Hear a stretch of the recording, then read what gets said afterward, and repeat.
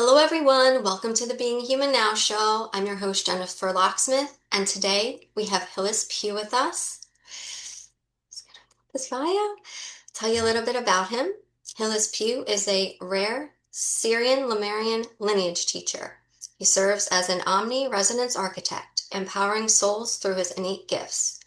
As an author, teacher, and speaker, he designs pathways for profound connection, gently guiding individuals on their sacred journey. Through insightful mentorship, Hillis helps you perceive beyond the physical veil and cultivate profound resonance with your soul essence.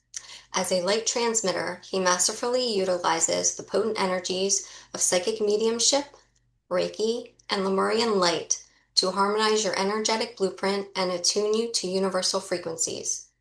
His heartfelt intention is to illuminate your path, assuring you of your eternal connection.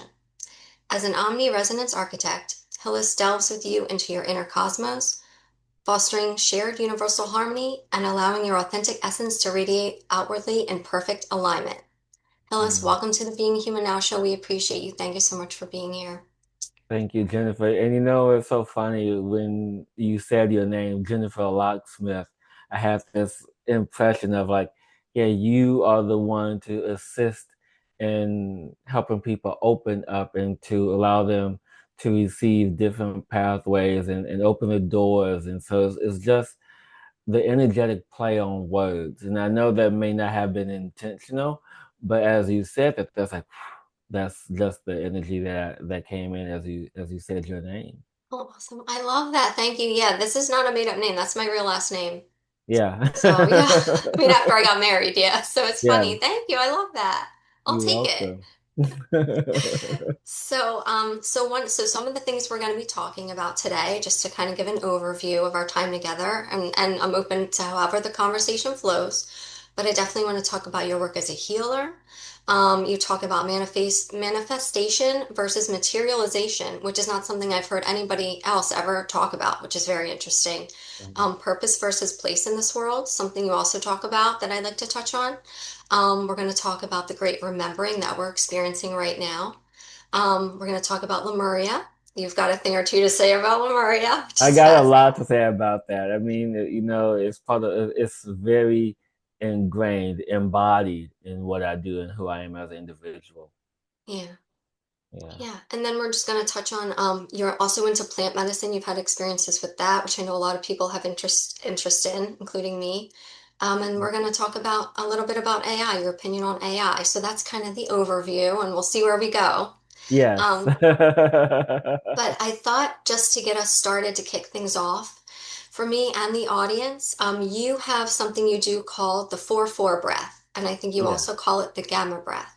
And I Yeah. thought that it would be really beautiful to open with that. If you could tell the audience and I about that, and we could maybe take us through one of those to get us started. Yes. Definitely. And so this is a simplified version of what Joe Dispenza talks about. If anyone knows who Joe Dispenza is, look him up. But this is more of a simplified version of that and a condensed technique of what he offers in one of his teachings. And essentially what the gamma breath is, it's an inhale through the nose into the belly and then exhale through the mouth. And as you exhale, you pull your stomach back to your spine. And the purpose of that is for you to squeeze the fluid, the spinal fluid, all the way back up to the brain, into the pineal gland. And what this does is just open up and activates that energy. So this is how I pretty much start off all my meditations. So that way it really begins to open up the receptivity of what it is that you wanted to bring in for that moment, for the day, or just in general to allow for the cohesiveness, the openness of the divine energy. I love So we're that. gonna, and so the 4-4 is sorry, I forgot about that. I just do it automatically. I don't even think about it. But Oh, the you four just four, I just do it um, because okay. it's so you inhale for 4 seconds, Okay. and then you hold for four, and then you exhale for four. So we can go together. It's starting now. Okay. Now,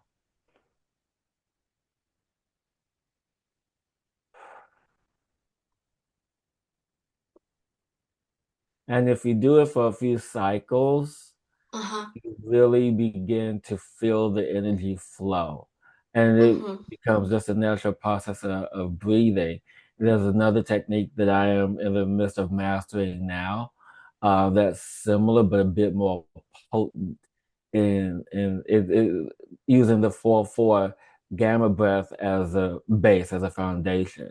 Mm-hmm. There's a particular breath technique, actually it's a rite, called the Ankh Netter breath rite. And that is, go as far as back as to Egyptian times, Mm-hmm. to where they center all three bodies: the heart, starting with the lungs, then the stomach, and then the upper throat or upper heart chakra. So when you breathe into these areas, it really opens up the passageways and allows you to really connect in the center, because this also connects to the meridian system, the governing and central meridian system of the body. Also Mm-hmm. connects to the nervous system of the body. So it connects to the body in physical ways with our breath, with the energy that we call in. So it's all in the space of intertanglement, this divine energy. It's all connected. People think everything's separate, but no, it's all connected. Yeah, which is beautiful, and that's something you teach people. Are there any mantras you say when you do this before you leave this topic? Are there any sayings you can tell people to say when they do these breaths that might also engage the energy more? Or So this is the beauty of it. There's any affirmation you can say. For me personally, when I recite an affirmation, people say I am blah blah blah blah, you know. Mhm. But to bring more power to it, more resonance in the frequency, because people always define saying I am in the present moment. But to be truly anchored in the present moment, I always add in this one key word, and it makes the complete difference, is I am now, et cetera, et cetera, et cetera.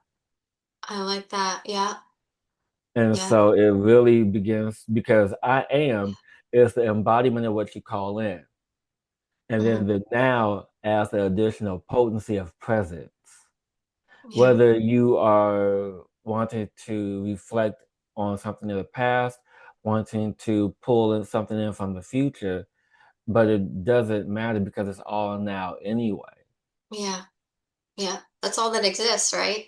Yeah, exactly. So you can Yeah, use whatever affirmation, you can use whatever mantra that you wish, but when and people can reach out to me if they want to know more about this Ankh Netta breath, right? yes, Because these are for particular initiates, and there are key phrases to say to activate certain things when you're moving through this, and that's for more advanced. But for to get started, the 444 gamma breath, as I call it, is the beginning place. It's a good foundation to begin. yeah. Awesome. Thank you so much. Thank you so much for starting that with us. That's awesome. Thank you. Yes, you're most Um, welcome. yeah. So, I mean, you are an omni-resonance architect. Yes, And you're also, there's only two in existence. You're one of them, a Sirian-Lumerian lineage teacher, which is yes, obviously very rare. yes. So, so yeah, if you wouldn't mind maybe going in and explaining to us, what this is and also what got you on this path. Well, what got me started was the beginning of my story, which started, in 2008. But when I think of that, there's before 2008 and then there's after 2008.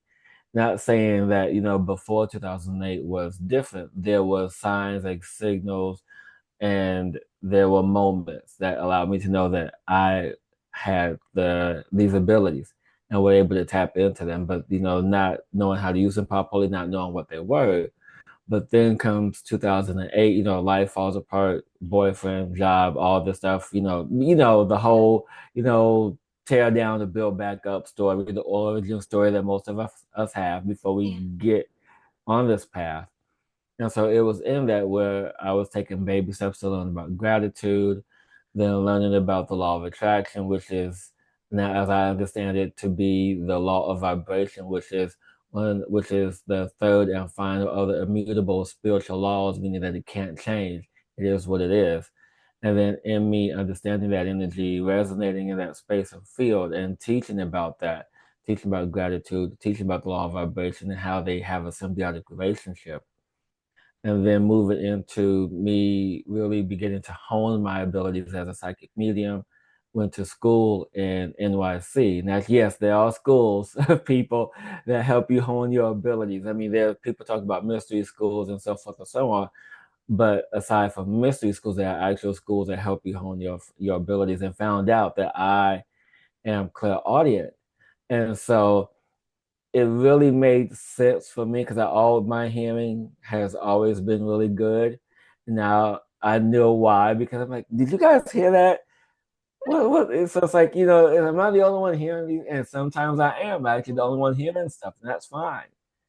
And so as I developed and honed my psychic abilities, and even still do to this day, because you never stop evolving and growing. I then took the step into me really understanding what it meant to facilitate energy by becoming a Reiki level 1 practitioner. I just, in that moment, I'm like, yeah, I could do this. Yeah, this is cool. I then started going to Reiki circles and exchanging energy and doing this and that. It's like, okay, I'm ready for level 2. I'm ready for level 2. Like, yeah, I could do it. I could do it. And then it's like, wait a minute, this isn't what I want. There's something more, there's something greater out there for me to do. And I was on Facebook and I just happened to read this long post. I'm like, this is what I want to do. And it was the Sirian-Lumerian Light Energy. Because with this, it's not only do I have the ability to work with symbols, but I also allowed myself to clear what needed to be cleared for my fields, for my body, so that I then can begin to utilize EMF frequencies, radio waves, infrared light, all these energies that people seem that they feel that they're bad for us. It's just our beliefs that internalize what's good and what's bad, right? But it's in the presence of me understanding how to utilize light, how to utilize frequency, how to utilize energy properly, so then I can be of service to others.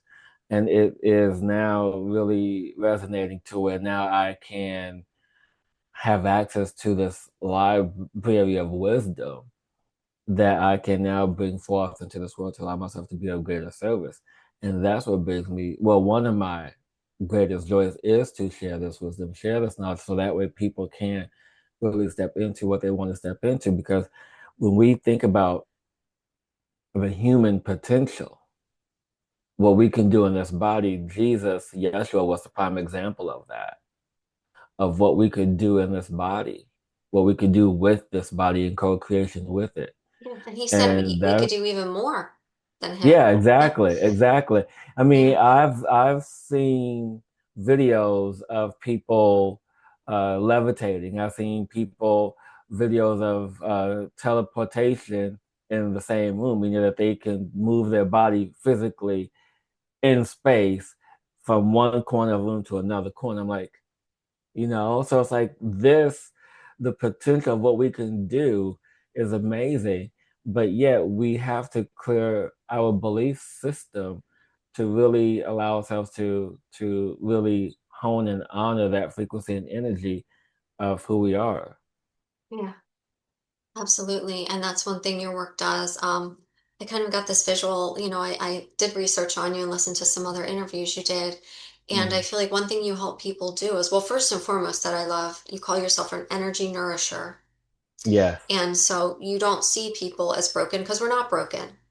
No. Um, yeah, and I just got this visual of you, there's people, they think there's this wall in front of them. And you come along, you're like, no, there's actually a bunch of doors here, and it's your divine right to open those doors. Would you like me to show you how, Um, Exactly. yeah.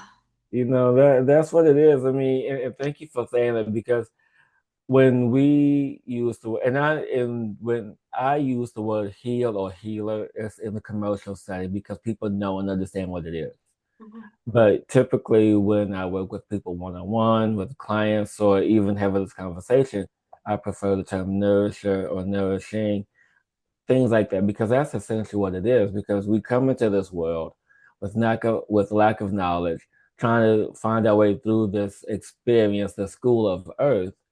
And as we stumble our way through, literally stumbling our way through, we find people, we get in the collective consciousness of really begin to embody collective thoughts and identities.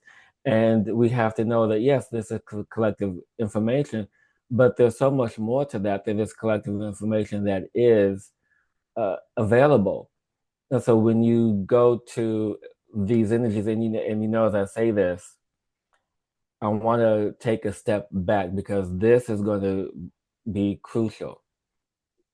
In my own studies that I've been doing, especially the past 3 weeks, I've really been in depth of personal studies. And the term mystery school, is a lot that you hear in our community as light workers and so on and so forth. But the true mystery school is not just our planet, but it's the energy that we embody. For example, when I mentioned at the top of the show that there are certain key phrases for particular activations, correct? Yeah. And so when you step into the space of intermediate, the advanced personal or beginning stages of initiate of a particular path, once you sit in meditation, once you sit in the space of energy, there are doors that will open for you to receive divine wisdom. And whether other people believe you or not, that is your right to step into that and then begin to share this wisdom. And so this is what a true mystery school is. It's not, something that a teacher can show you, or well, let me rephrase that. It's not something a teacher can teach you. It's something that you give permission to give yourself access to. And when you give yourself permission to have access to this, unseen wisdom that's not found in books, only found in the ethers, then you can really access your true potential, really stepping through that doorway. Yeah. Would you say in a way that's accessing the Akashic Records, or are we talking about something else?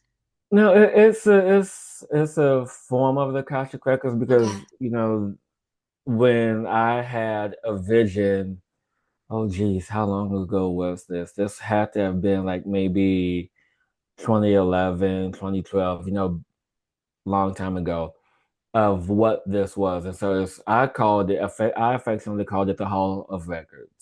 Okay. And that's the preferred terminology Okay. in my Yeah. experience. It's the I've Hall of heard. Records. Yeah, I've heard of that. Yes. And Yeah. so it's much more grand than the Akashic Records because the Akashic Records is inside of the Hall of Records. Okay. So you have this massive library of wisdom that's within us, within our DNA, within ourselves, that we have access to, but we've just forgotten how to access this information and wisdom. And with the starting the path of the initiate, starting the path of really becoming more than what the collective consciousness deems or perceives, those doors would be much more readily and available to those who are initiates, those who are ready. It's like, yes, I am ready for more. Yes, I'm ready for more. Yes, I'm ready for more. And so then this small part of the library, which is considered the Akashic Records, where you have access to your own personal history, because this is basically what the Akashic Records are.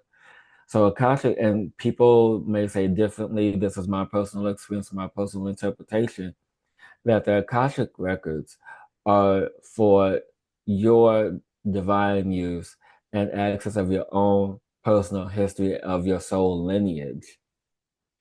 The hall of hall of knowledge, but Hall of Records. Yeah. yes, thank Yeah. you, hall of records. Yeah. And as I'm like just getting flooded with information right Yeah. now, the hall of records is more so the information that is more information about the earth, more information about other planets, more information about this and that. So it's more wisdom, Hmm.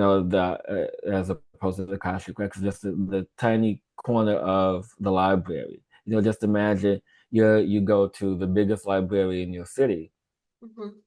and you go through the Dewey Decimal System or whatever form that they have for you to search content and books. you go through that, and it's like, okay, that's over there, that's over there, that's over there. So you just have to find, where you want to fit into to get this wisdom. Yeah. And you mentioned Omni. That may be one thing some people are wondering, well, what does Omni mean? It's Omni Resonance Architect. Um, yeah, Yes. so what does Omni mean, really? Well, when and this is something that I talked about for a while now. And so Mhm. when you hear the word omni, it encompasses all, or the all, if you will. And that's just how I refer to it. Not everything, it is the all. And there's a vibrational difference between everything and all. I mean, I don't know if so. Just do me a favor. Yep, I want you to say everything and then say all. And I want you to feel that vibrational frequency.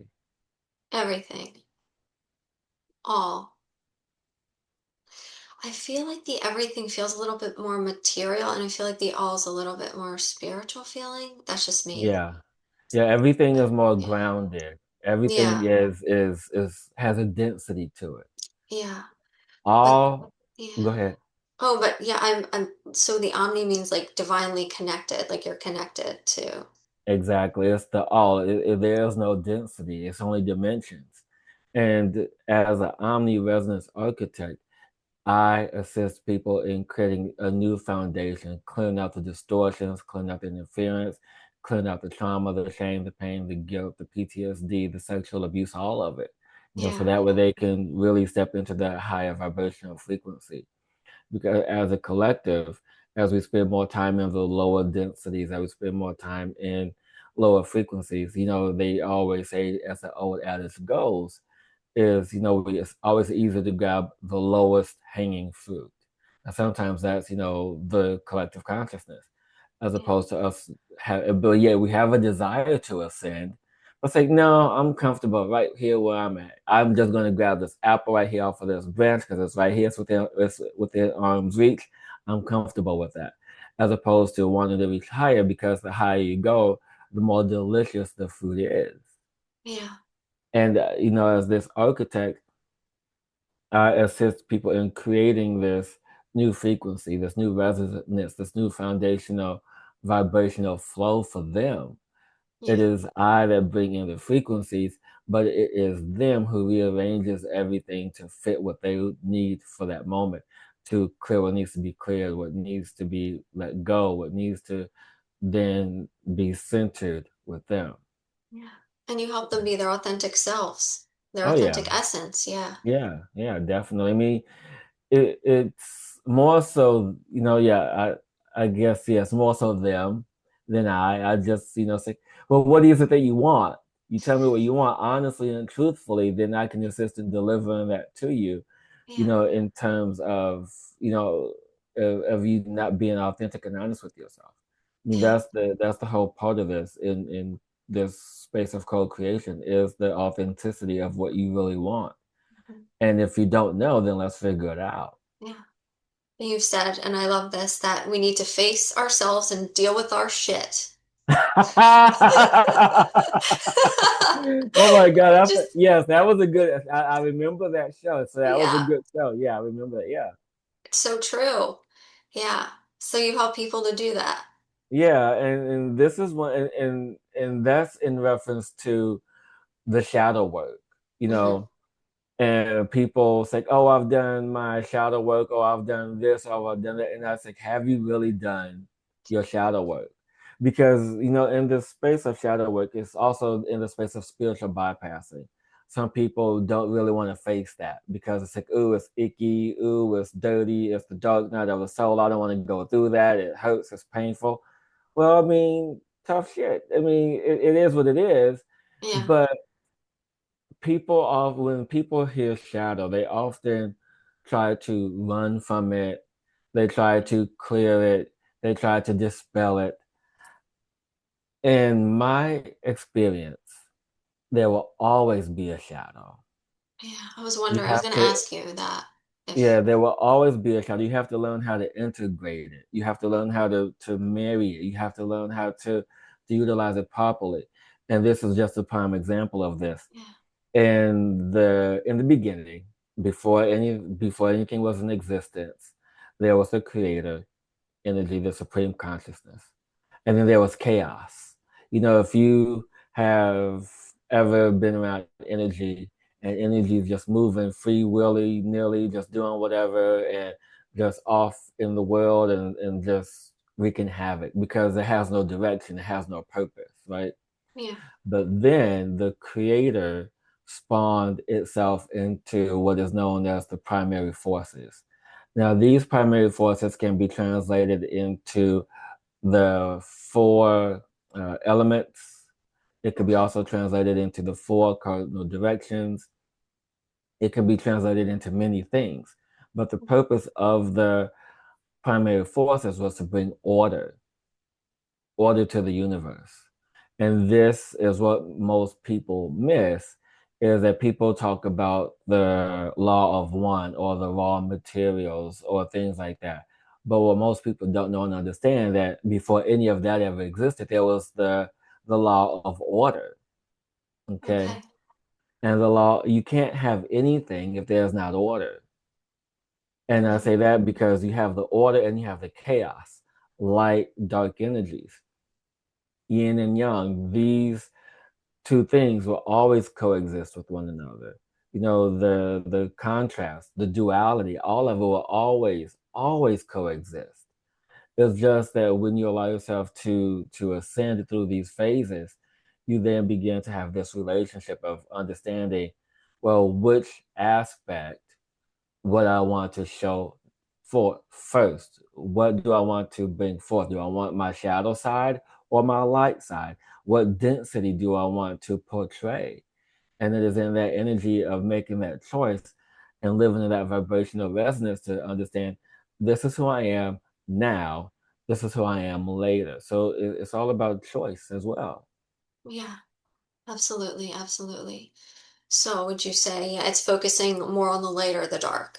It's the wolf you feed. Yeah, Is that kind of what you're talking about? That story about the two wolves? yeah, Yeah, but sort more of. so, but it's less about feeding one or the other. Okay. It's about acknowledging.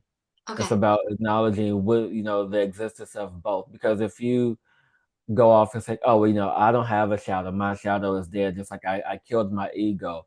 I'm like pish posh. I mean, there's always going to be a shadow, Mm-hmm. and it's all about how you incorporate that. Your shadow can serve you, or it can control you, Mm-hmm. just like anything else. Yeah. Yeah.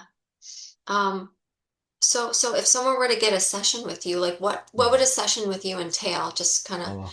I know that could be like a big answer, but just kind of No, like briefly, like what, if you could just give us an idea what a session could be like. so typically, what I offer is what I call my soul restoration service. And it is working from inner child all the way through adolescence into adulthood, clearing out what you're being asked to be cleared out from sexual abuse to domestic trauma, violence, anything that you may have forgotten about, things you may have blocked out as a child, things that resonate and ripple into your adolescence and adult life. All these aspects really live entangledly or entangled wise, whatever, Yeah. as one. And Mm-hmm. so part of that is to assist in detangling the energies and then also finding what is true for you, finding your truth, finding the truth of the situation, and really begin to evolve from there. And before we get into some other specialty services such as soul retrieval and light body activation. And just to give uh, people an example of the depth of the work that I do, because one of the things that I truly believe in this was from a client session, and every time I tell the story, there's a tear involved, always, without fail, um, because it's so. And even now, I just Yeah. the wave of emotion. Um, so it was this client, this individual. Mm-hmm. We were working in one particular area. and she was a sexual abuse survivor, Mm-hmm. had, depths of trauma, and she wanted to truly understand what it was and how this came to be. And this person was very brave in stepping into the space. And as this person stepped into this space,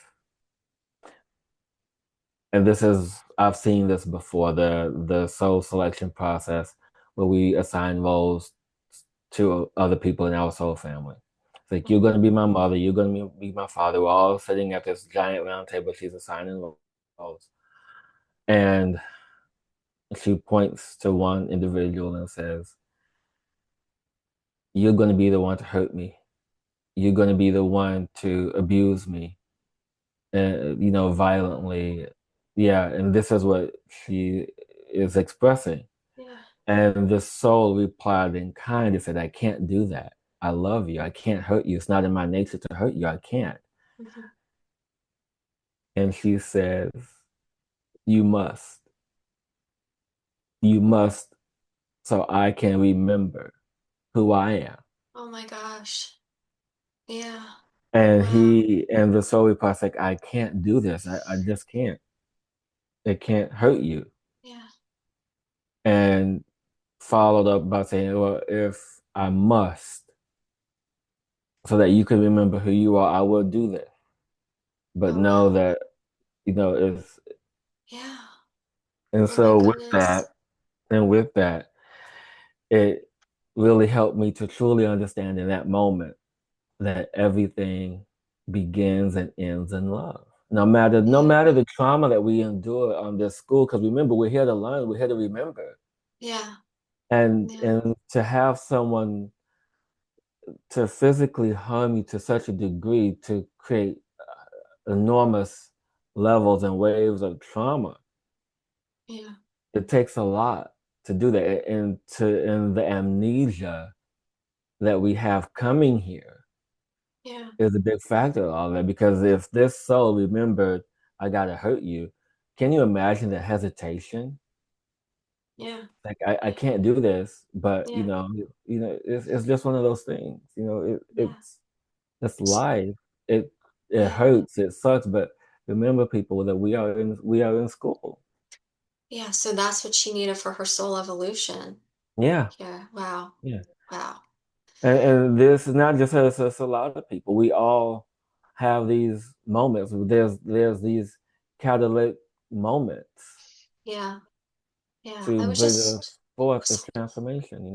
yeah. It's so interesting that you just thank you for sharing that. That's very powerful and telling. And it reminds me of something I just saw today, so I guess I'm meant to mention this too, just that if you have a narcissist in your life that and it was kind of about the soul contract that they are there to help you remember your strength, Yeah, setting boundaries, standing up to them, yeah, and that's part of the soul family thing that they signed up to be that force in your life. Yeah. yeah.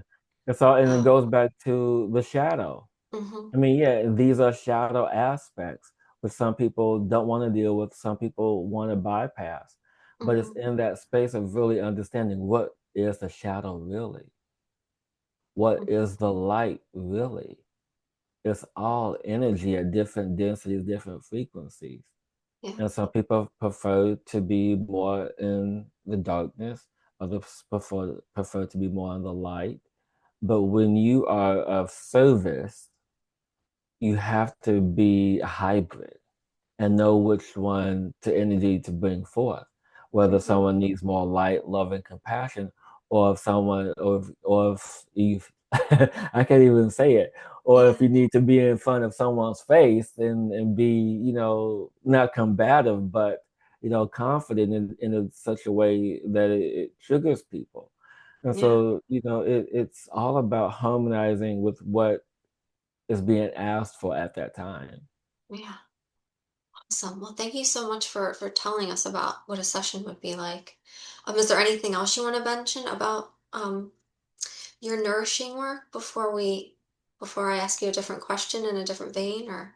Well, I just want to say this that it brings me so much joy and pleasure to witness the transformation of everyone that I've worked with over the years. I mean, and that's the reason why I do what I do, is Yeah, to see the transformation of the soul and to hear people express to me that, Hillis, if it wasn't for you, I don't know where I would be. And you helped me change not just my life, but the life of my family. You know, yeah, everything started to change when I chose to do the work on me and it rippled out to everyone else. And so it's just gratifying, you know, to hear that when people make the choice, because it's everything is about choice. And when people make the choice, that's when your life can change. yeah.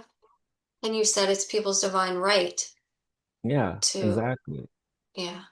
Yeah, because I don't do anything without a soul's permission. Hmm. I don't do any psychic readings. I don't do any energy work. I do nothing without consent, without choice. Hmm. And if there's no choice, then there's no change. Yes. Thank you for what you do. Thank you. Mm, We thank appreciate you. you. Mm. Let me just see my notes here. Yeah. Um, so I'm just gonna take a sip of water real quick for. Hmm. Me too. So, as I mentioned, you're the one of the only people I've ever heard mention the difference between manifestation versus materialization. Yes, And I was wondering if you could just kind of expound on that for us. definitely. And so this is more of alchemical understanding. You know, because when we talk about manifestation, because everyone knows what manifestation is, everyone knows about the law of attraction, and I teach about the law of vibration. And so, what manifestation is, you're bringing something to you that's already in existence. For example, more money, a better home, a better car, all these things are the physical. It's already in existence. So you bring it to you. You increase your level of magnetic energy. You increase your level of desire. You increase the energy of love around this particular object. You know, and sometimes when people see it in their third eye, it's because it's already exists in the physical space and this 3D reality. So it's like, oh yeah, this is exactly how I saw it. Oh, this is exactly how I pictured it. This is how, this is exactly my, so you see these things. Happens to And me at Home Goods all the time. exactly. So Yeah. so it's like that's exactly what I saw. That's exactly what, and that's exactly the place where I saw it at. So it's like that's how manifestation works. It works on the level to where things are already in existence. Materialization is more on things that don't exist, that is in the ether, that works through you to come into existence. You know, because I've worked with uh, a few people. One of them is she does voice work, but she also it's hard to describe what she does. It's like a alchemical blacksmith where she Okay. has and I actually have them. I don't have them near me. I would show you.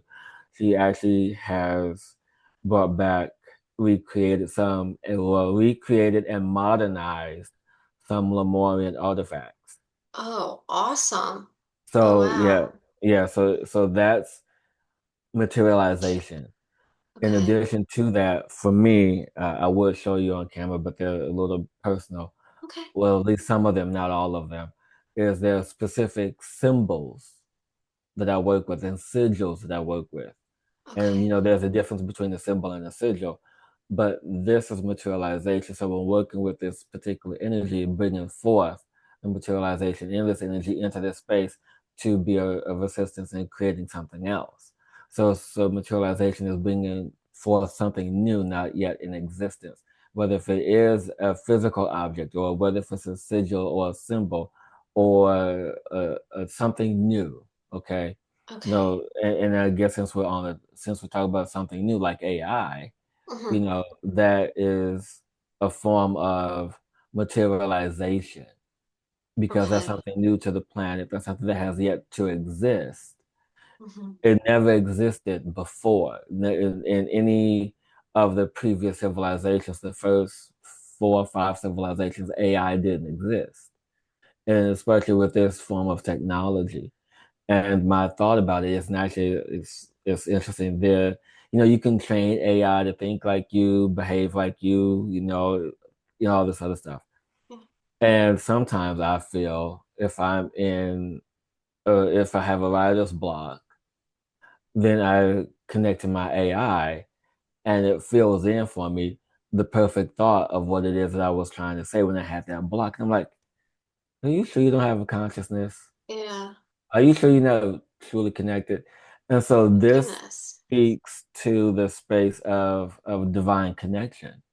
We can if Okay. we can connect to anything because if any well not if everything is energy. Hmm. Everything is energy, seen, unseen. I'm sitting on this physical chair that is pure energy, but it's in physical form. Just like my laptop is pure energy, emitting energy coming back at me, but then I feel it, see it, it's physical. So this is what we know. We often get misconstrued about what's energy and what's not. There's all these different forms, different layers of consciousness and energy, but everything has a consciousness, everything has an energy, everything has a resonance. So when we allow ourselves to tune into that resonance, to that frequency, we then can connect to like telepathy, a form of telepathy, if you will. Yeah. And so that's what I think AI is to some degree. Especially if it's going through the learning process, it's learning about who you are. But then if you are able to communicate directly with what it is that you want, then that's the creation, that's the manifestation part. So AI was first materialization because it was something new, and now it's in the space of manifestation because it's creating what's already in existence, or enhancing what's already in existence. Okay. Okay. I see what you're saying. And so you Yeah, think in that moment that maybe it was you telepathing to the AI and then, or it was like yeah, your I higher think self talking so. to it, like, tell him to say this. This is what he's trying to I think think I of. think it was everything is a divine channel. I mean, when you sit and think about it, everything is truly a divine channel. Mm-hmm. Everything there once everything. This is with anything. When you allow yourself to tune into a frequency, Mm-hmm. like right now, if I am to sit here and peer into your eyes and send you a message telepathically, you will receive that. Mm-hmm. Just like so it's all about and goes back to consciousness. Because I have sent telepathic messages to my friends in New York, to my friends in Alabama, a couple of people in Chicago. I mean, Mm-hmm. all I have to do is think of them and have a simple thought, and that's manifestation. Okay, they manifest the thought in their mind. Uh-huh. Same thing as if we have a thought of someone, of a loved one, and then maybe a couple hours later they call. It's like, oh, I was just thinking about you. Huh? I wonder why. Why did you Yeah. call me? So it works in that way. Yeah. So when we tune into the frequency and vibration of someone, this is why I say that names are so important. When you have a name and someone thinks of your name, and even if, the spelling could be off, but it's still you, the vibrational energy, thought, vision that they have of you. So it's like in that vein of frequency. Yeah. That's so awesome. This is such a magical place we live in. And I and I Yeah, and I think people are coming more and more awakened to that and it's gonna be getting more and more obvious too. yes, Especially thanks yes. to people like you that are talking about it. Thank Um, you. so purpose versus place in this world. I heard you mention that, and that piqued my interest as to if you could explain a little bit more about that. Purpose. I have to Do you remember? recall the. Oh no, okay. Because we can skip over this if it's not. It could have been No, just no, part. no. It's totally fine. Just give me a moment because when we talk about placement versus purpose, right? Mm-hmm. Yeah. We often go around talking about, well, my soul's purpose is X. My sole Mm-hmm. purpose is to be a healer. My sole purpose is to be a bus driver. My sole purpose is to be a teacher. My sole purpose is to be this author. So what resonates is the energetic signature of the item, topic, action that brings joy, because that resonates to the frequency of love. So that's purpose. When we allow ourselves to really step into that purpose fully, completely, and not all of us able to really embody that purpose yet. But the placement of that is when we allow ourselves to just simply be in the energetic resonance of just unconsciously doing or unconsciously taking action. We're just doing things and not being in the space of full awareness of it or really connected to what that is. And we do it every day. It's Yeah. just the level of consciousness that we bring to that particular place or that energy of or a lack of presence, if you will. Does it make Yeah. sense? Yes, it makes sense. You were talking about living in the moment, right? Yes, Yeah. exactly. Yeah. Um, I feel like especially nowadays everything's moving so fast and people do struggle. I struggle with living in the moment, right? We're thinking about the past, the future. And I think even earlier in the show already we've mentioned that all that exists is here, the now, like this moment. Yeah. Do you have any advice for people as to how they can get more connected in the moment, more engaged in the moment? Any advice? That's a trick question. Is it? I didn't mean for it well, to no, be. because because for someone like me, this moment is an extended moment. you Okay. know because when we think of, and for me, I think of moments of incremental seconds or prolonged moments of when I'm going out dancing. For me, I could be dancing for hours, and that's just one long extended moment. Or I could be working on a project that's a few minutes. Or I could be doing so moments is subjective in terms of how you really allow yourself to think of them. I hear And you. there are times where I think, like, wait, what time is it? It's 4 o'clock. Where am I? What am I doing? So you bring that space of panic and anxiety to the moment because you don't know where, quote unquote, the rest of the day went. Hmm. So it's in that space of, you lost time or you lost energy. It's not that in itself, you lost consciousness. You lost your space of awareness, a spatial awareness that we have lost as opposed to the moments. So they kind of also go hand in hand to a degree because spatial awareness equals to the elongated moments. It's more so about planning for the future or planning or creating that sense of expectation. Yeah. And then going back to nostalgia and going back to those moments that brought you joy and happiness. But, we can still visit either, but there has to be more of a spatial awareness connected to them. Because essentially that's how we time travel. Energetically speak, not physically speak, at least not yet.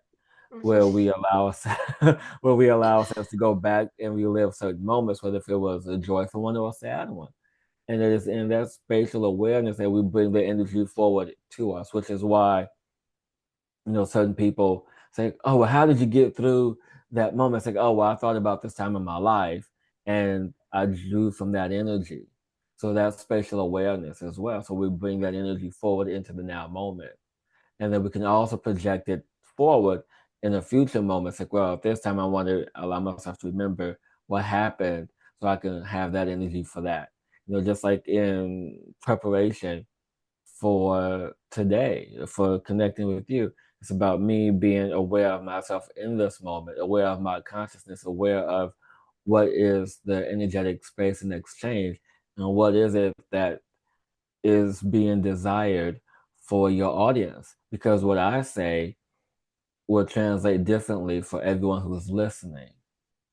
It's about the vibrational resonance and frequency that's being emitted to create a cohesive message for everyone to resonate with at a level that could be understood here energetically as opposed to here. Because it's here first to receive, here to process, right? Here to Yeah. understand in the Yeah. mind, and then in the gut to trust and have that intuitive, like, oh yeah, okay, I can feel that. And sometimes it's happening all at the same time. Yeah. And that's when we allow ourselves to understand what that moment really is. It's an understanding the spiritual awareness of the energetic moment, whether if it's a shortened, condensed moment or or an elongated moment. Hmm. I hope Yes. that made sense. It did make sense. No, it did make sense. And I know exactly what you mean about all three engaging at once. Yeah. Um, because yeah, the heart is its own brain, and so is the gut. It's not just up Yeah. here, yeah, Yeah. which is awesome. I was looking at my notes. I have so many like questions and things I want to talk to you about. Um, Yeah. yeah. One thing you've said that I love, you said that love is a consciousness. Yes. So, do you want to elaborate on that at all? I mean, I think that's Oh, really beautiful, but and so it goes back to the story about the client that I work with, where everything begins and ends in love, right? Mhm. So, and goes back, and actually, this ties in that story as well as what it means to be omni, the all, because the energy of love, of consciousness, is the highest vibrational frequency that we all have. And there's, what we consider these subsets or sub labels. Underneath that is joy, happiness, gratitude, appreciation, all these subsets of love, all these other labels of love. But the one label of love, which is unconditional love. People say, "Oh, I love you unconditionally," but do you really mean that? And I say Yeah, that to say, and yeah, not really being facetious, but when we say I love you unconditionally, do we honestly really mean that? Simply because of the fact that, there's a different love for your spouse, there's a different love for your parents, there's a different love for your siblings, there's a different love for your purpose. So there's all these variations of love, right? yeah, So that way we can create the space of separation, so we can compartmentalize everything. It's like this is separation. I'm separate, separate, separate, separate, separate, separate. Everything's in a bucket, right? All nice little neat buckets. But love is not that. Okay. Love is all. Love is all encompassing. So when you say I love you, I love you. That's it. yeah, When there shouldn't be, I love you like a friend, or I love you like a brother. Oh, you're my dad. I only have so much love for you. I can only express so much love for you.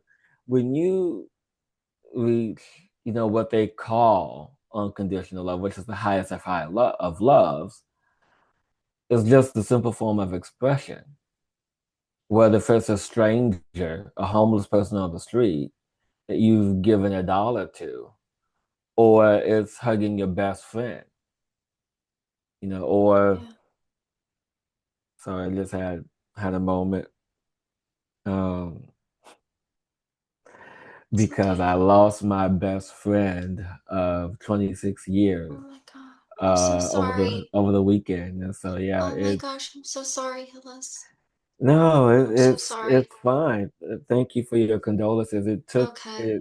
it the part of what I do is understanding these nuances, understanding and navigating this energetic space. Yeah, And the day before he made his transition, and he knew what I did, yeah. and so this is what made it special, is that it was Thursday, no, it was Wednesday, and I went to bed, woke up 3 a.m. Friday morning, and it was just him and I in spirit talking all night, all night, all night, just him and I just having this long drawn out conversation. And the reason I bring this up, or the reason why he's hanging out with me, is that when you step into the space of love, it Mm-hmm. doesn't matter what it is and how it's expressed. Yeah, he's my friend, and yeah, there's probably certain things. And when I say my best friend, I mean literally, there was nothing he didn't know about my life. But Mm-hmm. when and the same thing with the energy of love, love knows everything. Love is all. Love is the overarching expression of this physical form in this life. And when you begin to understand that, yeah, I can give my shirt to a stranger. Yeah, I can give $1 to a homeless man. Yeah. And when you do things without judgment or being perceived as having judgment, that's self-imposed. So when you allow yourself to take action, free from self-imposed judgment or self-imposed criticism, worrying about what somebody else might say, worrying about what somebody else may think of you. Just like when I go out to dance, it's my form of expression of how I do what I do, regardless of what anyone else says, thinks, and feels. And this is me and my embodiment of my authentic self, my truth. So that's what love is. When you allow yourself to be free from the separation of the different levels of love, then you can say, well, I love you as I love you, I love you as I love you. You meet people where they are, which is why we came up with these different variations of love. You meet people where they are. But when you meet people, this is where it gets a little convoluted. When you meet people where they are you bringing yourself down or you allow them to come meet you? And so, regardless of what Yeah. that is and how it shows up, you still allow for that love to show up where it is and how it is. Yeah. I love that. Thank Yeah, you. you're Thank you. welcome. Mm. Um, and you said he's here hanging out with us, your friend? Yeah, oh yeah, no, yeah, because I felt him, because I was Yeah. thinking about him. And so, that's the thing with souls that are newly transitioned. They kind of hang out for a little bit Yeah. before they Yeah. go do their life review, so to speak. Yeah. I've heard that they hang out for what, isn't it like 3 days or something? Or it's I know Yeah, there's different. so sometimes it depends on the soul, but yeah, it's a little Yeah. bit longer. But yeah, but it was nice to have that time with him in spirit. Yeah. Reliving moments and even wrote something just for him as well. One day Okay. I'll probably share it. One day I may not. I don't know. We'll see. Yeah. That's awesome. That's lovely. Yeah. Um, well, thank you for sharing with us. And again, I'm sorry for your loss, but you know that there's no such thing as, that Yeah. there's no death. So Yeah, and that's the challenging aspect of all of this when we're in the space of grief, the heightened emotional space of grief. For someone like us who know that there's no beginning, no ending, it's just the transitions of it all. Just the dealing with the physical transition. I think that's the challenge most of us deal with is the transitional space of, yeah. well, yeah, I know you're still here, but damn it, it'd be nice to see you in person. Yep. Yeah. Yeah. Give you a big It hug. could be Yeah. nice to talk to you on the phone, Yeah. to have this conversation, but like I said, he gifted me with that time with just us. So that Yeah. was magical. That's wonderful. That's wonderful. Yeah. Um, so let's see. So another thing I wanted to touch on, kind of just, I have all these notes here, things I Yeah. want to touch on. So, you say that this time we're in right now, that a lot of people say it's the Great Awakening, but you say it's not the Great Awakening, it's actually the Great Oh, Remembering. yes. Oh, geez. That has been my pet peeve for years. I mean, ever since people started, we're in the Great Awakening, we're in the Great Awakening. And I jokingly say, what are we awakening to? You know, what are Yeah. we awakening to? And I understand to put it in a way where the masses, the collective can receive it. I understand the messaging, why everything is worded the way that it's worded. I get that. Me being a poet, me being a wordsmith, I say everything with intention, with vibrational resonance and frequency. But there's a reason for what I say when I say it. Mhm. And as I know it to be, remembering is the truth. Because when I work with clients, when I work on myself, and even when I was working on myself, there's a space of remembering.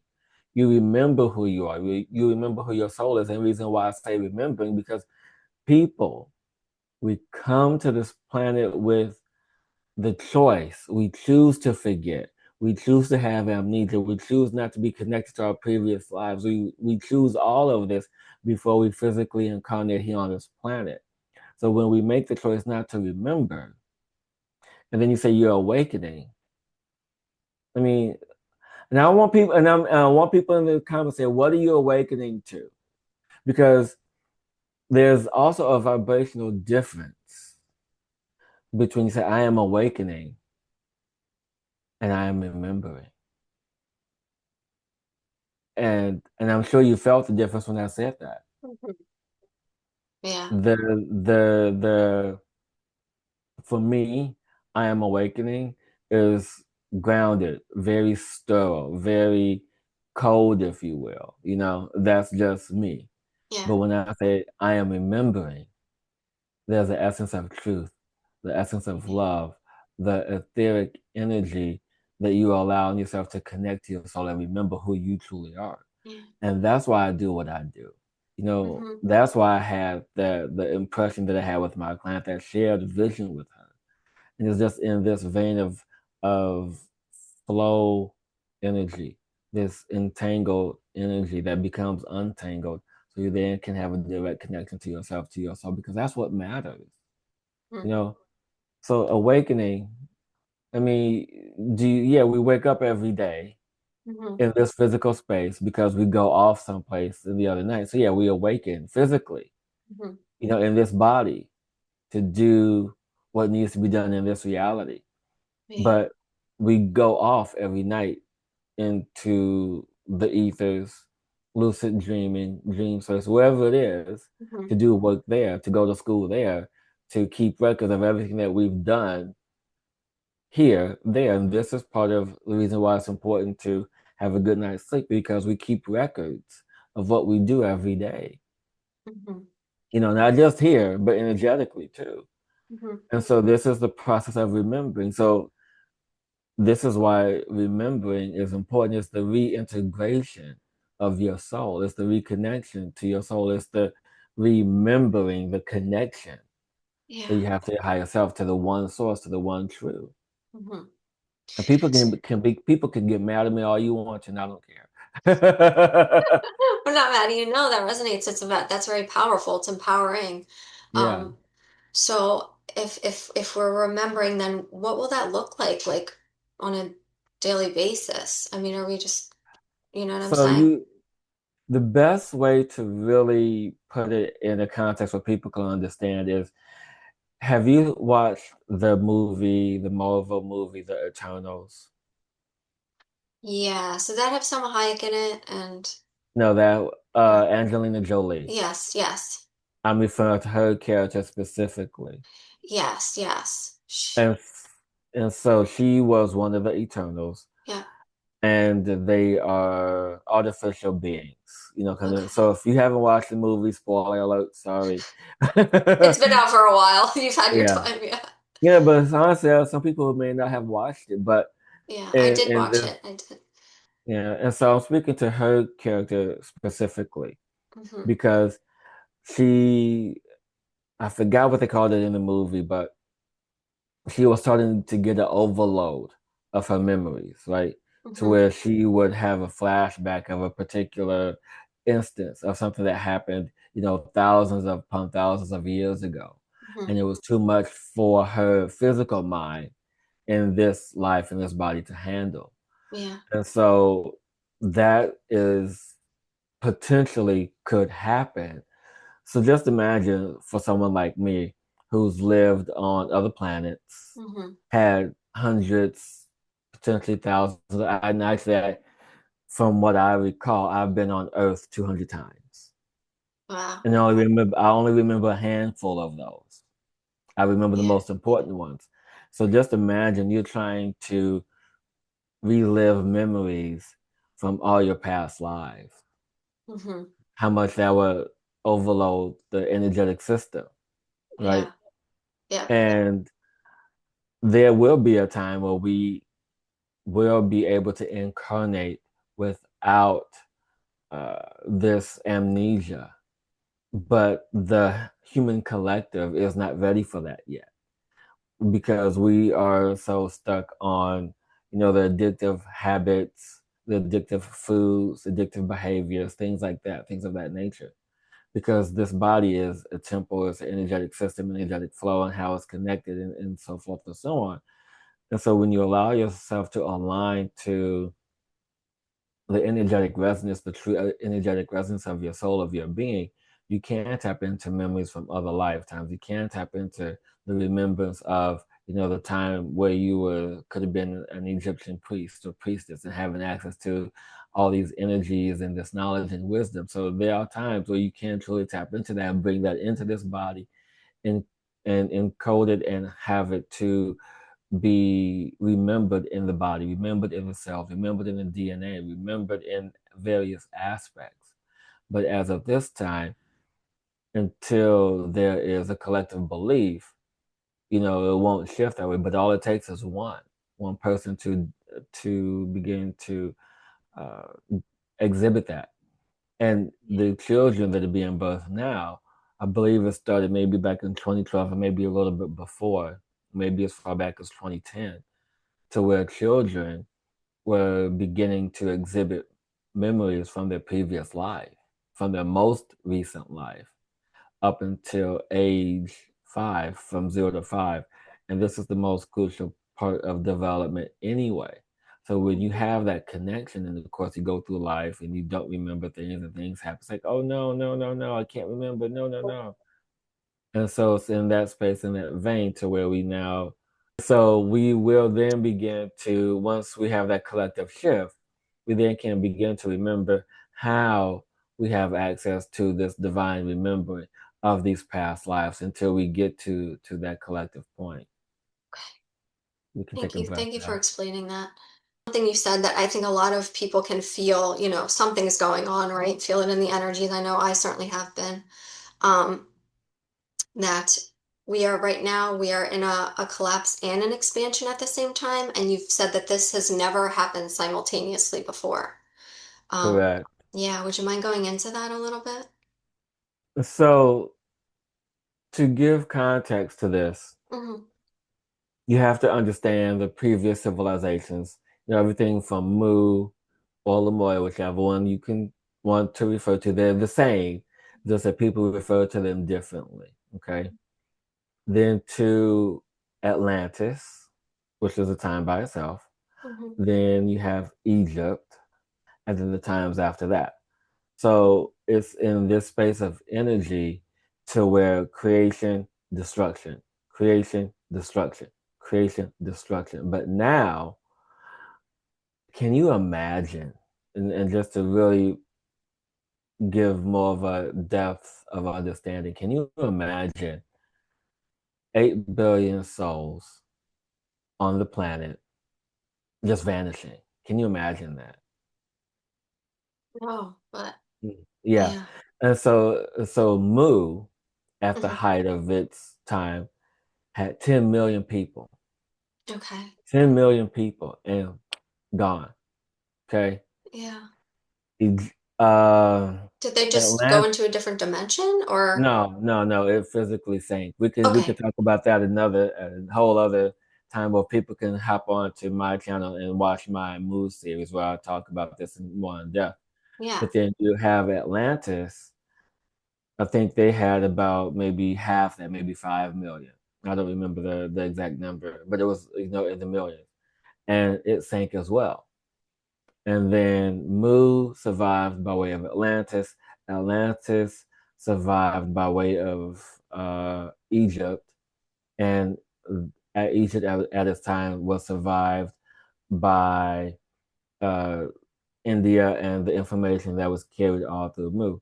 And so, but now in this time, the energetic structures of old are collapsing. Everything is done, and you see the physical representation of that in the news with people, with how everything is planned out on the planet. And this is also in conjunction with the energetic ley lines of the planet, the chakras of Mother Earth. You have all these energetic systems that are opening and closing all the time. Yeah. And just for example, and we're past this now. I think we're in maybe the 11th or 12th chakra now. So with everything that was going on a couple of years ago in the Ukraine with the Ukrainian war, when it was at its height, the 10th chakra was opening up on the planet, and that was the height, and that's the center of Russia Ukraine energy. So sometimes when we have these energetic disturbances, there's also chaos that follows. But now that the chaos is settled, now we're bringing in the order. So, like I talked about before, this chaos is always going to be first, the destruction, all of the madness, all the crazy. but then you also then have to bring in the order to harmonize everything. So that's what we're Okay. in now. So you just look at everyday life and you just begin to witness, okay, that's gone, that's new. And even with businesses, any so it's I've down to the smallest detail, even within yourself. I mean, you wasn't the same, last week as you are this week. There's those subtle energetic differences that you begin to pick up on yourself, whether if it's dietary habits, routines, things of these nature, to that allow us to recognize and know it's like, oh, well, that's different now, or that's changed now. So you just really have to step into that spatial awareness of knowing, of really being centered in the shift of it all. Yeah, no, I definitely resonate with that. Yeah, Definitely, yeah. A lot's yeah, changed just with, it's funny you said, just in the last like week or two for me. So, and just dietary changes and everything, I'm feeling it. I know a lot of other people are too. I've seen comments online. You just kind of get a feeling of, you know, what people are going through. Um, exactly.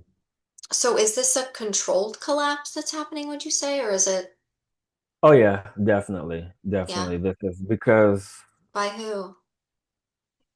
the greater supreme consciousness by that energy. Okay. Because another way to put this, we are in the beginnings of a 26,000 year cycle. The galaxy is. Yeah. So when Mu was in this space, and I want to say, and I could be wrong when I say this, so don't quote me, Okay. but I feel that every start with the of any beginning started with that 20. So Mu started 26. No, actually, no, Mu was 70,000 years ago. So halfway through the so Mu was in the space of creation in the beginning of the center of the galaxy with the Milky Way. That's when Mu was created. That's when Mu came about. But halfway through the cycle, it became this destructive, and it was destroyed basically. So Mm-hmm. yeah, actually no, that would be about right because if it started 70,000 years ago, 35,000 years would be the halfway point. So you're 20, yeah. So about yeah, so give or take a couple thousand years.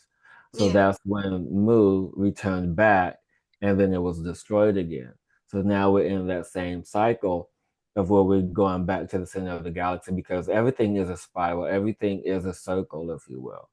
And when I say spiral, I mean that people think that the universe or our solar system is just one rotating cycle, but it's not. It's in this space of spiraling upward, Okay. So not and like the that's snake eating its own tail. This is something else. yeah, exactly. Okay. This is a spiral upward. So Okay. if you're in it's twofold, and I'm getting the clarity as I say this. So this is information in real time as I say this. Mhm. So you see the Milky Way galaxy, you see all the arms and everything. So that energy is returning back to the center of the Milky Way galaxy in that essence in this 26,000 year cycle. But in conjunction with that, you have the energy of Sirius, that is the home planet. That is Sirius A, B, and C, that is the home energy, the true center of who we are. Yeah. And so, and it's, in essence, we are in a way returning back to that Hmm. space of center creation and harmonization. But also, too, as we're moving that way, we're also spiraling up as a universe in this new dimensional space, in this new frequencies. And so it's not, necessarily the snake biting its own tail. And I know that in essence is in a space of renewal, Hmm. but it's not a renewal because if it was a renewal, then we would start the same cycle all over again. So in Okay. essence, we're not starting the same cycle again because we're moving upward, we're ascending up in this space, and in the same time of ascension of this energy, we're also moving to the center. So it's like up and over Very and cool. back to where we yeah it's challenging sometimes to put it into words, but I hope Yeah. you guys got it. But if you guys want more clarification, please put comments below. Yeah. Um, so we're going somewhere completely. different and new, would you say? Yeah. Yeah. It's like it's a return to the familiar. And when I say familiar, because we're going back to the center, which is familiar, but then the new is the up. Beautiful. You explain that beautifully. And then Mhm. that leads me into my next question that you've mentioned that there's a new human, Oh. Hueman. Is this connected to that? Would you mind elaborating? So it is in essence connected to that, but it's also in the space of acceptance as well. Okay. Because, originally that was the true writing of human, Hueman. That was the true Oh, definition, the true way it was supposed to be spelled. okay. I didn't know that. Because Wow. when you, well, no, not a lot of people do because it was hidden from the text. It's hidden. So, when I talked about before, when you walk the path of the initiate, certain things are revealed to you, and then you have to share these things.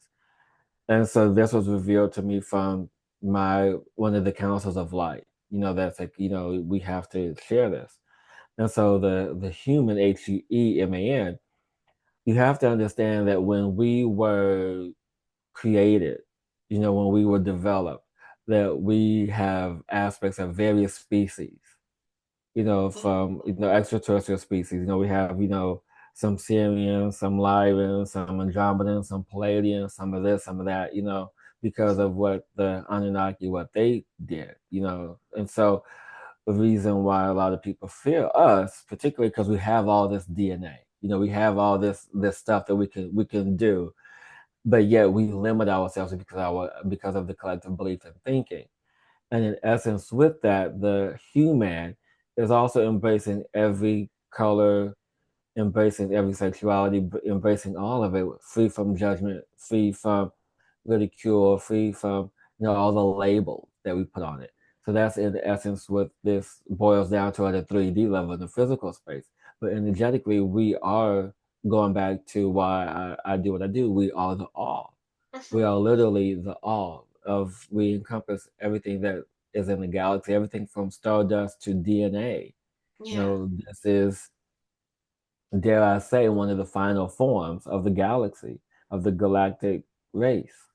Yeah. This is what was chosen for us to really become. And then can you just imagine, when we tap into our full potential as this being, what we could do, literally be what people think of gods. I mean, Yeah. levitation, doing all these things, like the city, the masters. If anyone doesn't know what a city is, Siddhi. These are Indian masters who, at years of practice, they tap into supernatural abilities. People think the Shaolin monks are amazing. These guys, the Shaolin monks have nothing on them. Wow. I Can you give us mean, some and examples of what they can do, or is well, that a no-no Well, or no, a I low? mentioned no, I mentioned it Okay. earlier before, and this is what some of the things that Jesus did. So Jesus Okay. was Yeah. technically a Siddhi, and Mm-hmm. it was never talked about because if you walk the path of a Siddhi, of course, one of the first things you're going to learn is your psychic abilities, moving into telepathy, moving into telekinesis, pyrokinesis, levitation, and then eventually at the master level, teleportation, meaning that you can physically move your body from one side of the room to the next. And Mm-hmm. so when the famous story of Jesus levitating, not levitating, with the famous, I gave it away, but with Jesus walking on water, Yeah. he wasn't walking on water, he was levitating. He used the elemental energies, he used the magnetic forces of the planet to assist him in walking above water. Mm-hmm. And that was just an example of what he could do. And Yeah. so if he just gave that tiny example, I Yeah. mean, come on. Yeah. That's exciting. Yeah, Would you it say that is. yeah, that we're stepping into being able to use these to realize these abilities? Would you say that we're going to start? Well, I No. wouldn't say, in all honesty, in all fairness, Mm-hmm. these are things that we forgot about. These are things that we were meant to forget about because other people would have fear of them. They said, "Oh, that person can do that. Let's go hunt them down." I mean, it's Yeah. like the Salem witch trials all over again. Yeah. When you begin to exhibit abilities Hmm. beyond the normal perception, then you become judged, ridiculed. It creates this energy of fear, right? Yeah. And Yeah. so the energy of fear is denser, is heavy than anything else. And so it creates this block within you, so you won't want to do this, because personally speak from past life energy, I was persecuted, for having these abilities. I was Yeah. in one of my past lives, I was a woman, a prophet, Yeah. and magical, and was becoming, in power because of the truth that I spoke at that time. Hmm. And I was murdered in my sleep by my lover. Oh no. Oh no. Your Uh, lover was yeah. intimidated by your power? No, I believe they were paid to do so. Oh, okay. You know, and Oh my so goodness. and just so you understand how the energy resonates, birthmarks just aren't birthmarks, Hmm. because I was born in this life with a heart murmur, and if Oh anyone wow. knows what that is, it's a hole in your heart, Yeah. and that energy was so strong from the time I was persecuted, it carried into this life and manifested because it already existed Yeah. as a hole in my heart. Wow. Okay. Wow. Another time, and this was from the first civilization, I was an emperor of Mu at one point, Hmm. and I have a perfect hyperpigmentation of a rectangle on my back. Now, that is two things. So, with the study of Mu, the symbol of Mu is a rectangle. Oh wow. I didn't know that. Yeah, Interesting. not a lot of people don't know that. And I'll tell you an interesting story about that in a second.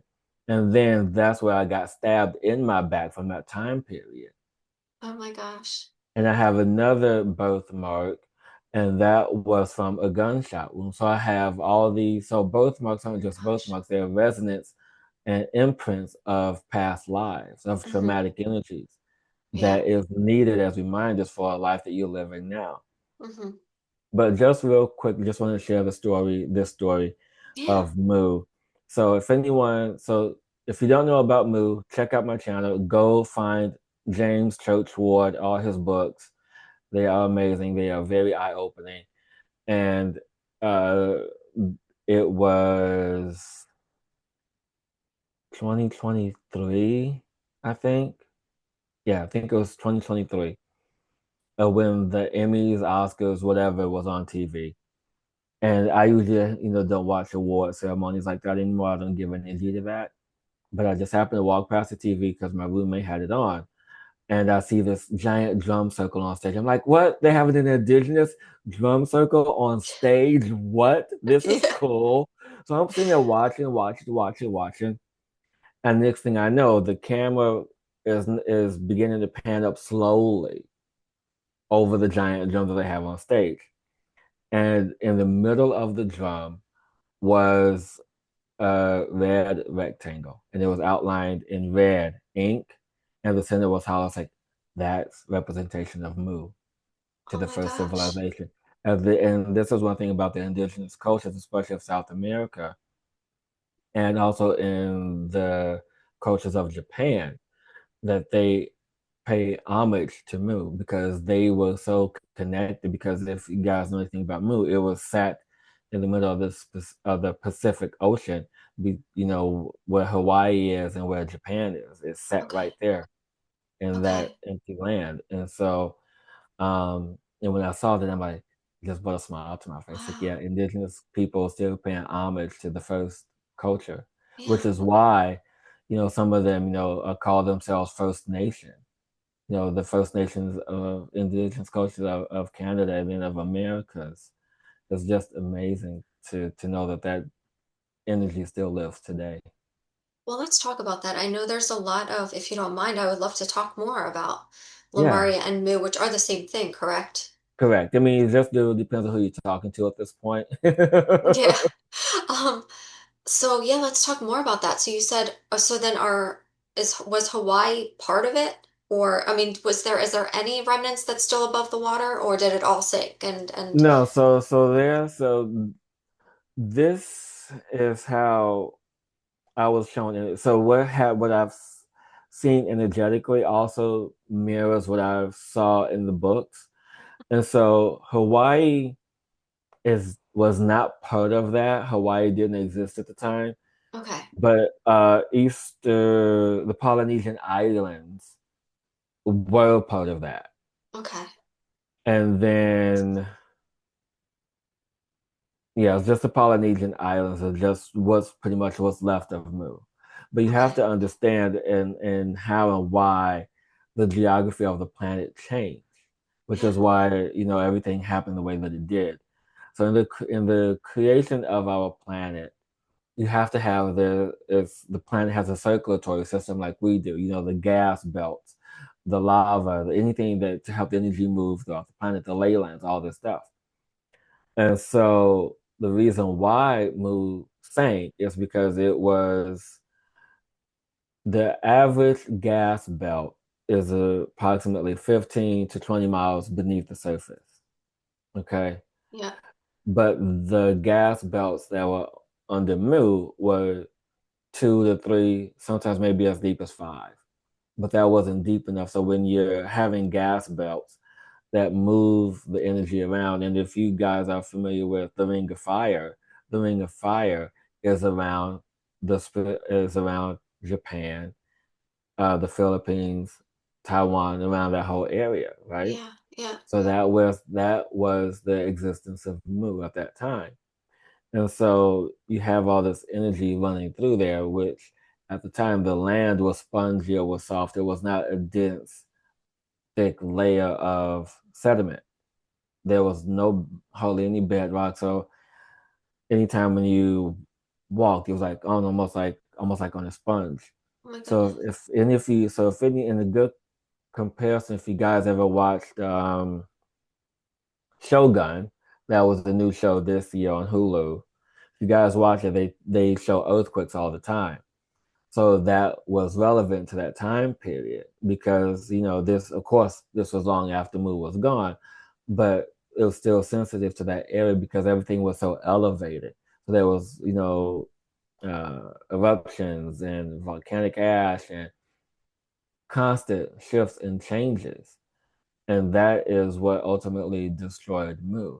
But it survived because of the teachings was spread out. The Nocto Brotherhood was given orders to, move the writings, the teachings off land. And this is another addition of proof of Mu, because Mu was always considered, it's the land of the sun, the beginning, right? And if you look at Japan, their flag in the middle is a red sun with 8 rays of light. And the name and what the tagline, lack of a better term, Yeah. of Japan is the land of the rising sun. But Japan is west. And what is east of that, the empty land, was Mu. Oh wow. Okay, yeah. Yeah. Wow, so they still remember. Yeah. I mean, because and a lot of and when they decided to leave Mu to go inhabit what is now known South America, North America, Japan, India, where all the teachings and everything resided, they called themselves Mayans. So that's where the term Mayan comes from because of the descendants of Mu. Oh wow, okay. Yeah. All right. Yeah, Yeah. and so the island, well, yeah, technically it's an island, Yeah. Yeah. inhabited 10 million people at one point. So you have this massive land inhabiting all these people, all these different tribes. It was 10 tribes, so a million people, approximately a million people per tribe. And so it's just was a fascinating time to really begin to understand the beginning of this planet and how it was created over 70,000 years ago. Yeah. And you said they all spoke the same language? These Yeah. potential. And there were, depending on the tribe, there was like slight variations, Hmm.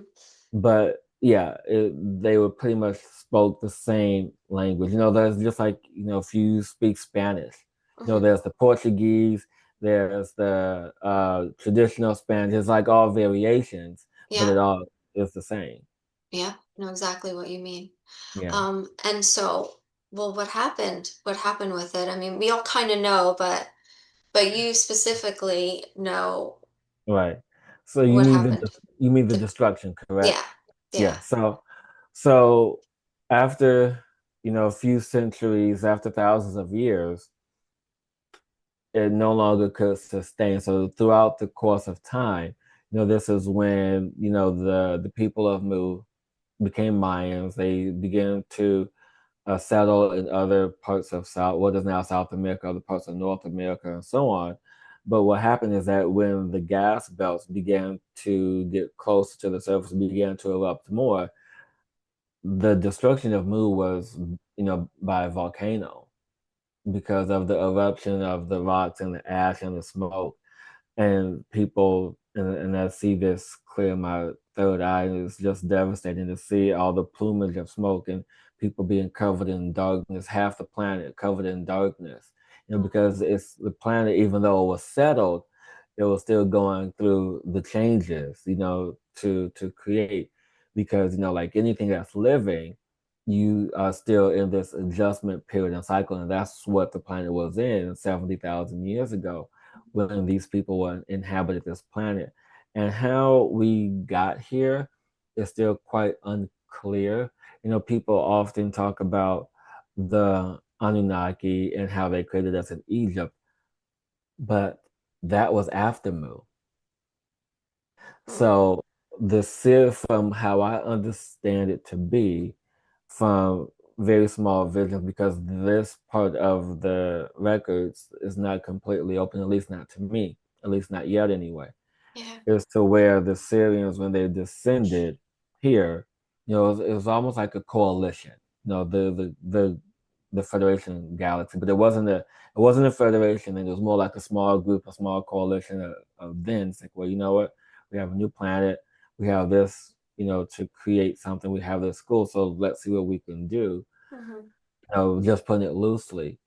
And so it's in that essence of energy of this paradise that truly existed, because it was paradise. I mean, this was, and dare I say, the original garden of Eve, Adam and Eve, because this Hmm. was the birth of humanity. And so when you have that energy, you have to experiment, you have to create, you have to grow. And not saying that maybe there was a lab somewhere else at the time, it's in assisting in the creation of the destruction.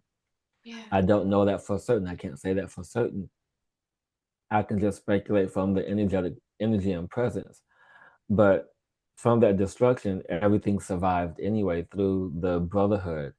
And from Mu to Bolivia, what is now known as Bolivia, what is now known as Peru, Lima, Machu Picchu, all those sacred sites. Mount Shasta, the root chakra of the planet.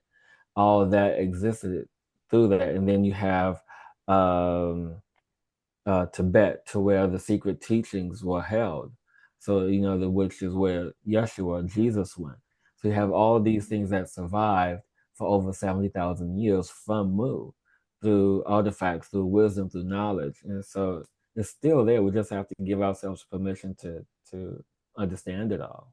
Yeah. That's fascinating. Thank you for sharing that. I've always been You're welcome. interested in Lemuria and Mu and Atlantis and all that. So thank you for explaining some of that. Yeah, you Um, definitely have to get James Churchward's books. I mean, this will bring a lot of things into perspective. I mean, the yeah. thing that, and the thing that surprised me the most is actually two things that surprised me the most, being of African American descent. One, that there were people of darker complexion, darker than I, Hmm. who were blonde hair and blue eyes. So those people Wow. on, yeah, so those people on Game of Thrones, the Targaryens, they really existed. Yeah. They're Dark telling skinned us the people, truth, aren't they? All the time they're putting things in Hollywood. exactly. And the other thing, that surprised me. And anyone who's watching, don't take offense to this. This is in the book where the origin of the N word, where that Uh-huh. came from. That's where it came from? Yeah, Oh my the gosh. origin of the N word. Yeah, I think it's in book 4 Okay. of James Churchwell stuff. And I'm like, Yeah. but the thing is, it doesn't mean what it means today. Okay. Okay. And he goes It into all doesn't. that and explains it. Yeah, exactly, Okay. exactly. It goes into Wow. all of that, and so it wasn't. And this is why I love understanding the origin of words and context and their true meaning and how they have evolved over time with usage. I'm like, Yeah. huh? That's what it meant, Yeah. really? And now it means this, and so it's not too far off from the original meaning. Well, I should say, yeah, the meaning that it has now is not too far off from the original, but it was just in a different context at a different time Mhm. to really beget the various cultures of one civilization. Uh-huh. Yeah, Um, One thing you said and the question just popped in my head. You've mentioned, okay, so you mentioned Sirius. So yeah. you said it was a coalition. So, okay, so you said there's three Siriuses. You're talking A, about, B, and C. Yes. okay. And so did people look different on each of these Sirius planets? And then they like to, Well, we all so Sirius B is the one that is most well known, as well as the sun, which is now which what we call Betelgeuse, the largest sun. mm-hmm, And so we know of this. mm-hmm, And it was because of the Dogon tribe that we understand this history, that we understand the context of it all, right? yes, But the coalition, there, within any, in the way that I'm seeing it, the way that it's being described to me is that with any race, there's always going to be variations.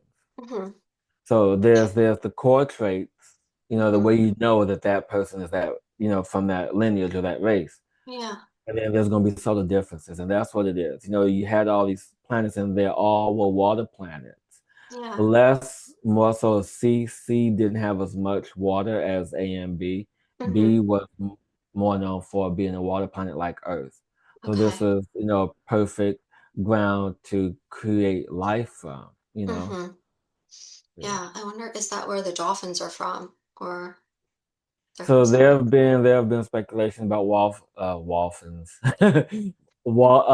Dolphin, whales and dolphins. Yeah, yeah, there's been that speculation where they are also record keepers. Some people say that they, were mermaids at one point. Some people say that they were people of Mu who sunk or mm-hmm, who drowned and then turned into dolphins.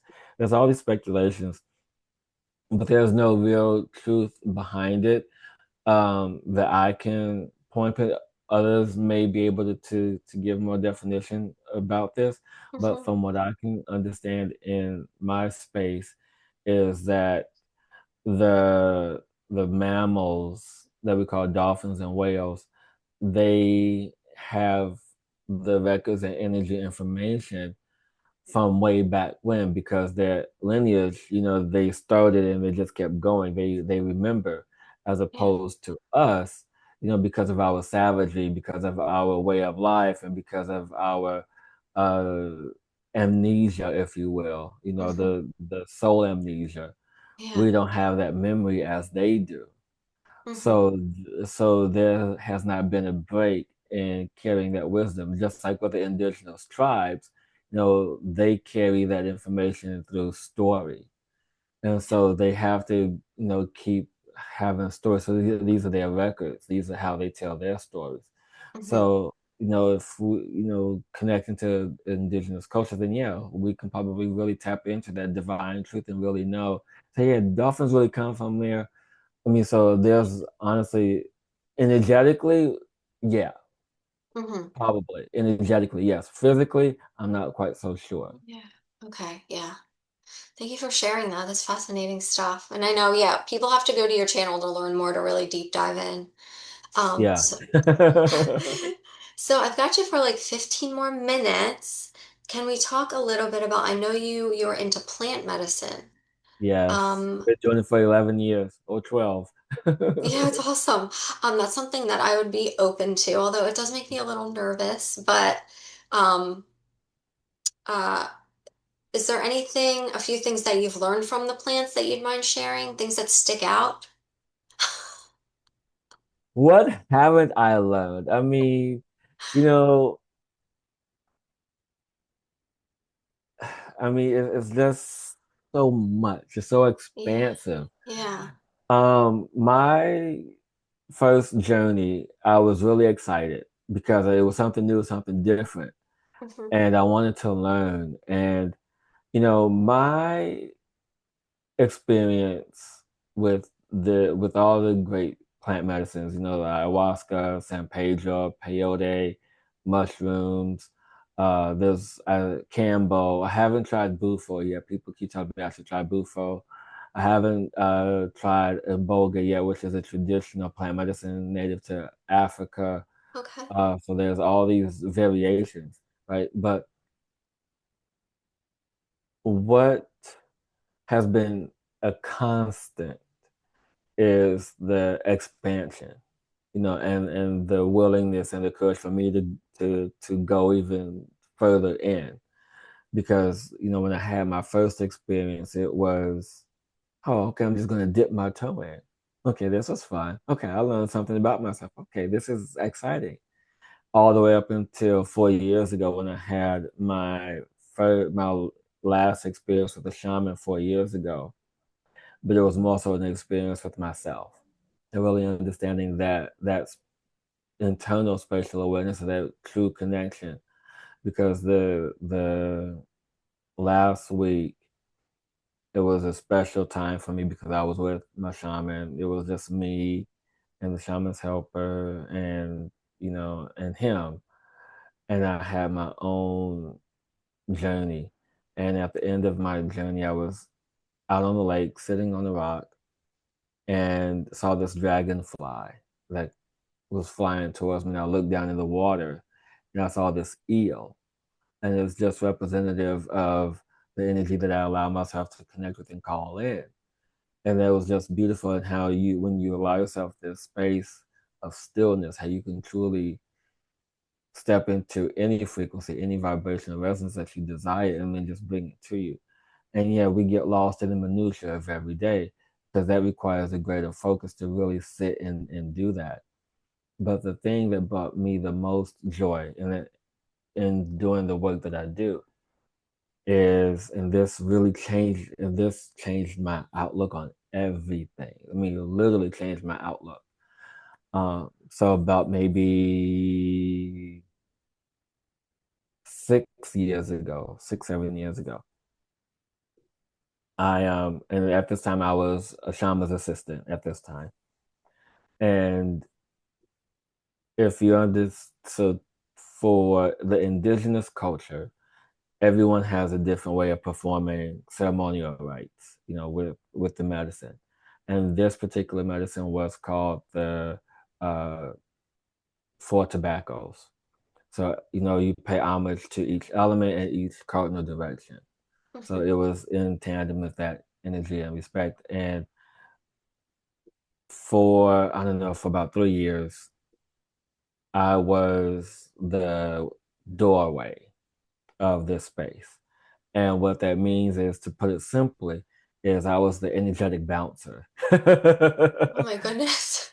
So to put it Did you light say the to bouncer or the yeah, balancer? no, bouncer, Oh as I wow. call them. Yeah. Okay. So it was in the respect and reverence to where I was of service to, being of service not just to the shaman, as he was calling in different energies, but also in a sacred space containing from 10 to 20, and at one point, even up to 40 people. Wow. And I assisted in keeping the space clear of people's purges, helping them get out of the space if they needed to get out of the space, just making sure the space was pristine as possible and allowing people for them to do what they need to do. But in addition to that, the thing that was the most fascinating is that as a door, allowing the energies to move through me and into the space. Wow. And I tell you that if the connection to everyone in the space was amazing, because I was literally connected, because I had to be mentally, emotionally, physically. And I tell you that I knew if someone was going to be sick before they did. I would go to Wow. the sick, right? Sick, and so, and Yeah. say, come on, let's go. And Yeah. so it was like really understanding the timing of everything. But the most beautiful thing was when the shaman's brother showed up. And so when the shaman's brother is there, everyone rotates a spot. So the person that usually tends to the fire is not on the fire anymore because that's the brother or the relative closest to the shaman. That's their particular job. They do that. And then the person that tends to the fire then moves to the doorway. And the person that was on the door gets to sit next to the shaman and plays the drum. And so the night that I played the drum, mind you, everyone, shaman, helpers, everyone is with the medicine. And playing a water drum while on ayahuasca was the most beautiful yet challenging moments because I had to keep the rhythm of the beat of the shaman's heart by playing the drum. I'm like, this is so hard, this is so hard. And I had to focus with all my energy just to play the drum, but to see all the colors, all the Wow. energy emanating from this drum was so beautiful. And then I got to see what happens behind me when I'm in the spot of the door. And I'm like, what? That and literally there was these pink and purple lines and triangles and doorways just opening. I'm like Oh my gosh. this magical space of dimensional energy just opened. I'm like, this is nice to watch. But it's in that respect and reverence. But since then, I've been doing journeys on my own with other teachers. I should say with other plant teachers, other medicines on my own to really understand them outside of the space. So that way, when I walk back into the space, there's a higher space of reverence because I respect and honor all plant medicines. No matter if it's a mushroom or ayahuasca or any of the sacred four medicine. It's in that space where when you honor that, when you give that, it gives back to you. Yeah. Wow, that's awesome. Now you're making me want to try it. I haven't tried any of that practice yet at all. Yeah, Well, anymore. I have my shaman. I don't know if I'm going to be able to go, but he just sent me a message saying he's going to be in Boston in November, and I'm like, I want to go, I want to go, I want to go, but I don't know. We'll see. So do you guys do, so they go all over. It's not just like, Yeah, I eh, mean, they started out in New York. I mean, that's where I mhm, was living at the time, and okay. so Yeah. that's primarily where I did all of my ceremonies was in New York. But then I got back here to Florida and I started doing stuff on my own. And because I knew I could be Mhm. my own shaman. Yeah. Because Yeah. I've been doing it long enough to know and respect and have my own practice, and it's good. You That know. sounds like fun, and you're having fun and you're making a difference. So do they have to be outside? I can't, for some reason, I can't imagine it No, being done inside, but I guess it could no, no, no, be. no, no. So it just really depends on the space, but I've done them inside, I've done them outside. Okay. And when I do my own personal ones, I do them inside for obvious reasons, but Yeah. it's So fun. cool. But what I'm most excited is I'm hoping, by first or second quarter of 2026 to be a certified psychedelic therapist. Nice. I mean, Wow. granted, I don't have the papers of a clinical therapist, which is what most people want these days. It's like, well, I'm not a clinical therapist, but my life experience, I could do this with my eyes closed. Yeah. Yeah. And I feel like that's what really counts, right? I feel Yeah, it's like. like I have Yeah. real life experience, people. Right. It's not just a piece of paper. Um, all right, so we're down to 5 minutes. So, why don't you talk about, do you have anything coming up that I'm sure people would love to hear if you got something coming up? Oh, They could, yes, I have a few things. I mean, it just really depends on where you are and what you're doing. yeah, tell Um, us. I am. going to be doing a virtual summit on the 20th of September. So you guys can check out my bio for details. It's a free virtual summit. You guys can check out, attend. It's going to be about 10 plus speakers of us, sharing wisdom and knowledge, and just really helping people get through it. And the name of that virtual summit is the Goddess Evolution. So I can't wait with that. I'm so excited. I'm going to be returning to that. I did it last year, so they invited me to come back again this Awesome. year. And that's on Um, your website, that information, or? yeah, so Okay. if you go to, oh, it will be. Okay. I forgot to put it up, but it will be. Okay. But if you guys go to my Substack or social media, it's on there. But Okay. I will put it on my other link as well. In addition to that, I am going to be in Delray Beach for an in-person event on October 4th. In addition to that, I'm going to be going back to Delray, going back to Fort Lauderdale in Florida. I'm going to be doing an in-person seminar, Vibrate to Love, where I'm going to be teaching about the symbiotic relationship of gratitude and the law of vibration. And then the day following, it's the weekend before Thanksgiving. So whatever weekend that is, I Okay. can't think right now. So it's Can going to you? be that one day, and then the next day, I'm going to be doing what is called a happy hour healing. So it's an hour ish, probably a little more, to where I'm going to be guiding people through a guided meditation, soul transmission to release trauma.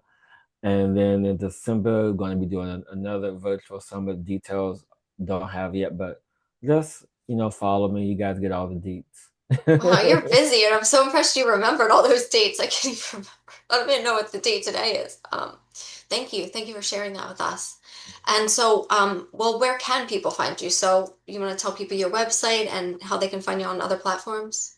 Yeah, so you can just find me hillispew.com.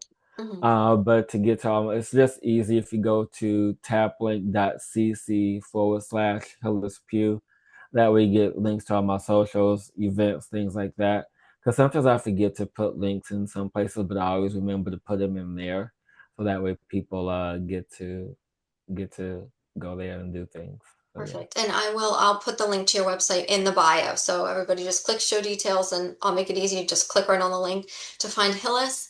Well, Hillis Pugh, thank you so, so much for being generous. You gave us 2 hours. It was magnificent. I appreciate you. Please keep up the good work. I know you will. And just thank you. Thank you for being you and for helping us grow to our highest potentials. Well, thank Thank you so you. much, Jennifer. Thank you. It's been an honor to share this wisdom with you, with your followers. Yeah. And I'll be happy to come back anytime. Yeah, I would love for you too. Yeah, you've got a lot of knowledge to share, so thank you. I'm glad to hear that. Mm. All right. All right, everybody. Bye.